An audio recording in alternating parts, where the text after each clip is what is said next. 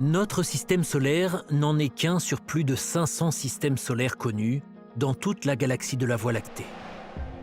Le système solaire est né il y a environ 4,5 milliards d'années, lorsqu'un nuage de gaz interstellaire et de poussière a explosé, donnant lieu à une nébuleuse solaire, un disque tourbillonnant de matériaux qui sont entrés en collision pour former le système solaire. Le système solaire est situé dans la constellation d'Orion.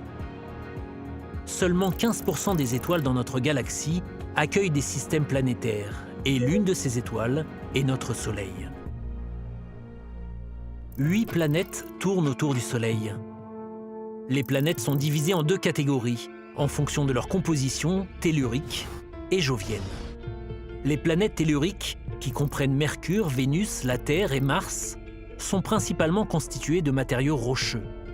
Leurs surfaces sont solides, elles ne possèdent pas d'anneaux, elles ont très peu ou pas de lune et elles sont relativement petites. La plus petite et la plus proche du Soleil est Mercure, qui a l'orbite la plus courte du système solaire, située à environ 3 mois de la Terre.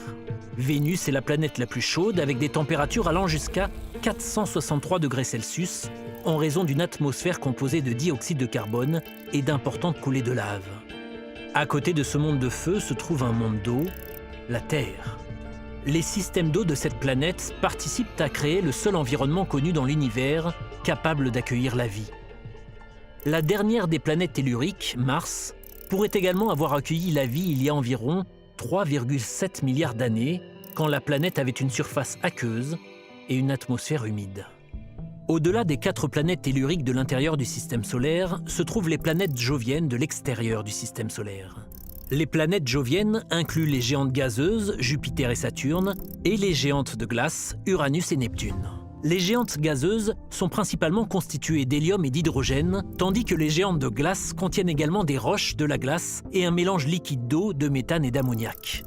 Les 4 planètes joviennes ont plusieurs lunes, un système d'anneaux et n'ont pas de surface solide.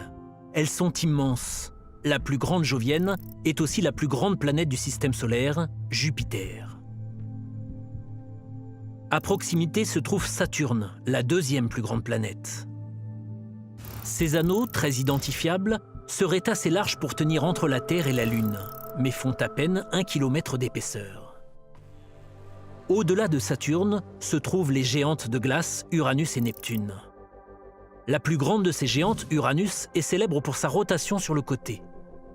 À côté d'Uranus se trouve Neptune, la planète la plus extérieure du système solaire et aussi l'une des plus froides. En orbite autour des planètes telluriques se trouve la ceinture d'astéroïdes, un disque plat d'objets rocheux composé des restes de la formation du système solaire, de microscopiques particules de poussière, à son plus grand objet connu, la planète naine Cérès. Un autre disque de débris spatiaux se trouve beaucoup plus loin et orbite autour des planètes joviennes, la ceinture glacée de Kuiper. La ceinture de Kuiper n'abrite pas que des astéroïdes, mais aussi des planètes naines telles que Pluton. Elle est le lieu de naissance de nombreuses comètes. Au-delà de la ceinture de Kuiper se trouve le nuage de Oort, un vaste ensemble sphérique de débris glacés. Il est considéré comme le bord du système solaire, puisque c'est là que la gravité et les influences physiques du Soleil se terminent.